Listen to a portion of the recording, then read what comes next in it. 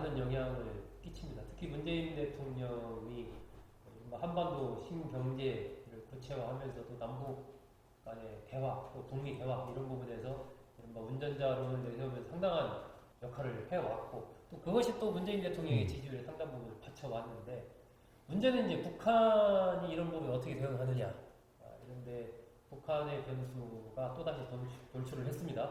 정거원 전 의원, 배종찬 인사이트K 연구소장과 이야기 나눠보겠습니다. 정 의원님 지난 4일날 그 북한에서 이게 발사체다 미사일이다 이런저런 논란은 많은데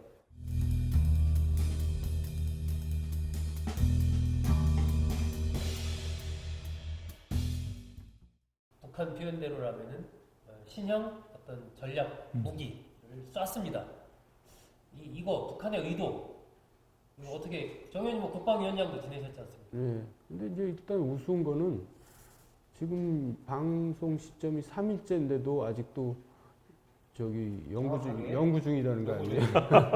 분석 중입니다. 지금도 지금 이 시간도 연구 없다 이런 거 아닙니까? 분석 중이라는 게 아니라 이제 이거를 어떻게 규정을 짓고 어떻게 대응을 할 것이냐에 대한 아직 정확한 입장 정리가 안 된 거죠. 그거를 모르고 있다면 말이 안 되죠. 왜냐하면 처음에 바로 직후에 미사일이라고 얘기가 나왔거든요. 그러다가 발사체로 이제 수정을 하고 나중에는 이제 북한에서 전술 유도 무기라고 하니까 이제 그 용어를 쓰면서 애매하게 지금 가고 있는데 북한이 레드라인에 조금 못 미치는 정도의 도발을 한 거란 말이에요.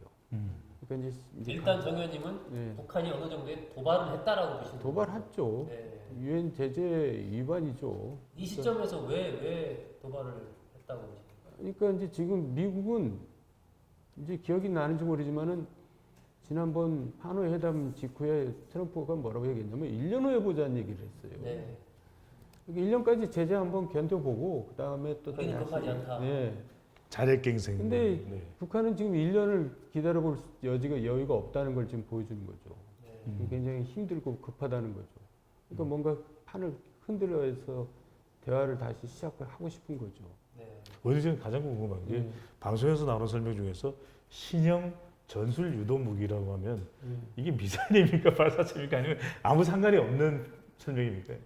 미사일인데 새끼 미사일이다 이런 표현도 있던데 미사일이죠. 북한에서 만든 용어이기 때문에 북한에서도 여러 가지 그런 걸 생각해서 이렇게 만든 것 같아요. 이렇게 만들면 남한에서 미사일이다 발사체다 말이 많을 거다까지 생각하지 않았을까 싶기도 합니다.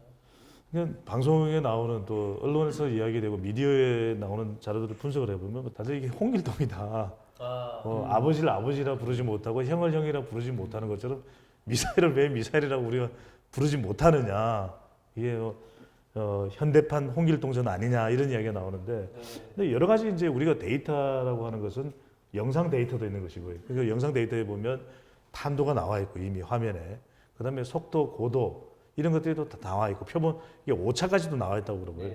그다음에 북한의 설명도 신형 전술 유도 무기, 그다음에 전문가들의 분석도 한결같이 이 러시아가 개발했던 이스칸데르의 북한판이라고 이야기하는데 제가 이스칸데르 일단 찾아봤어요. 이스칸데르 이스칸데르. 뭔가 지대지 미사일인데 이게 이제 저고도로 날아가는 거예요. 저고도로 그냥 궤적을 그리면서 날아가는 것도 아니고 약간 이렇게 지그재그 비슷하게 날아가다가 목표물에 가까이 가서 급상승해가지고 거기서 떨어지면서 목표물을 타격하는 거거든요. 그러다 보니까 미국에서도 그 러시아제 이 이스칸데르 미사일에 대한 탐지를 사실상 하지 못하는 그러니까 우리나라 사드하고 패트리어트로 못 막는다는 거예요. 그렇죠. 그 미사일이라면 현재 우리 무기체계에 가지고는 요격 자체가 불가능하다. 여러분은 이 무기 전문가의 국방 토크를 보고 계십니다. 시청하시는 분들에게 간단히 설명드리겠습니다. 분명한 거는 9.19 군사 합의는 위반이죠. 그러니까 그게 지상, 해상, 공중에서의 어떤 식의 군사 위협적인 행동을 못하도록 돼 있었잖아요. 그러니까 거기에 대해서는 당연히 위반이죠. 그러니까 지금까지 우리가 남북 대화해서 쌓아 올린 게 이제 깨지기 시작하는 거죠. 그러니까 저는 이제 그걸 신기루처럼 사라지고 있다는 건데. 정 의원님은 이 북한의 이번 이 발사 이 부분이 이 반발적인 게 아니고 앞으로도 이와 비슷한 어떤 이른바 미국에 대한 압박이라든지 이런 군사적인 행동이 또 나올 수 있다라고 지금 보시는 거죠. 나올 수 있기 전에 이제 예측 가능한 일이 뭐냐면 네. 대화가 시작되는데 대화가 엉뚱한 데서 시작된다 이거죠. 대화가 엉뚱한 데서 네. 시작된다. 그러니까 무슨 의미입니까? 북한하고 일본하고 대화가 시작된다. 아, 북일 간의 대화가 본격화될 수 있다. 그래서 지금 90일경에 이제 일본의 스가 관방장관이 미국에 가서 이제 북한 고위 측 인사와 면담한다는 보도가 나와 있고, 또 이미 아베는 정상회담을 언제라도 원한다 얘기했단 말이에요.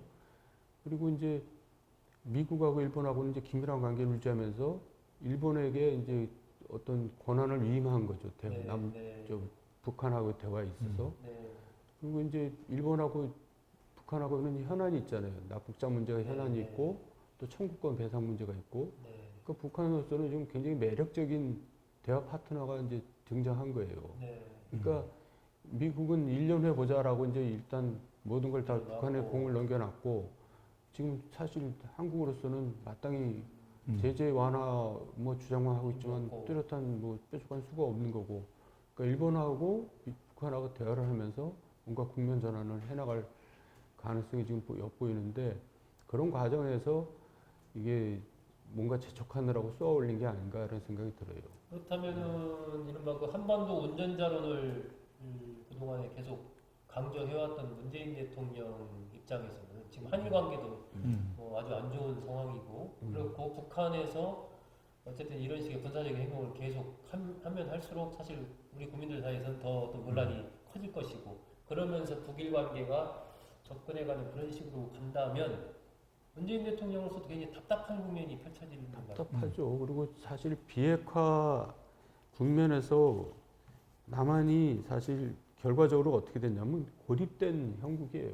현재 한미 동맹도 지금 흔들리고 있죠. 중국하고도 관계가 악화돼 있죠. 일본하고도 악화돼 있죠. 고립된 형국이에요. 그러니까 남북한이 다 같이 고립돼 있죠. 그러니까 이상하게 그렇게 돼버렸어요. 의도치 않게.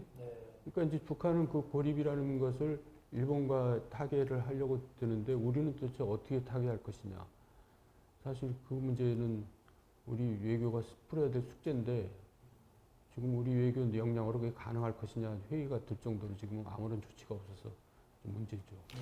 대북 이슈 큰일 났다고 할 수밖에 없는데, 국민들도 이것을 어떻게 받아들이냐가 중요하거든요. 대통령으로서는 사실 가장 우선순위는 국민이죠.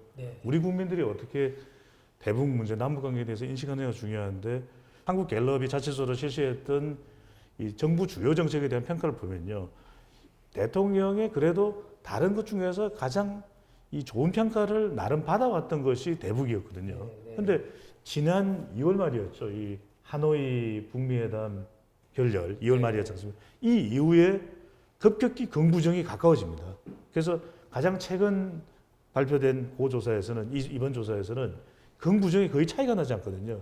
비슷비슷하다. 네. 근데 같은 조사 기관에서 계속 물어왔던 것이 북한의 비핵화 합의에 대해서 얼마만큼 신뢰하느냐면, 남북 관계가 개선돼 가는 것은 좋은데 비핵화 합의에 대한 신뢰는 상당히 우리 국민들이 반신반의하는 결과가 나와요. 김정은 위원장이 핵을 포기하지 않을 것이다라고 보는 국민도 굉장히 많다. 그렇습니다. 근데 지금 문재인 대통령은 초지일관 북한과의 관계 개선을 위해서 이렇게 노력해 왔는데, 김정은 위원장은 정말 뜬금없이 느닷없이 이게 미사일이든 발사체든 쏘아댔다는 것은 우리 국민들로서는 상당한 불신을 초래할 수밖에 없거든요. 그렇게 되면 남북 관계를 이끌어가는데 문재인 대통령이 상당히 곤혹스러워질 수밖에 없는 상황이라고 보고요.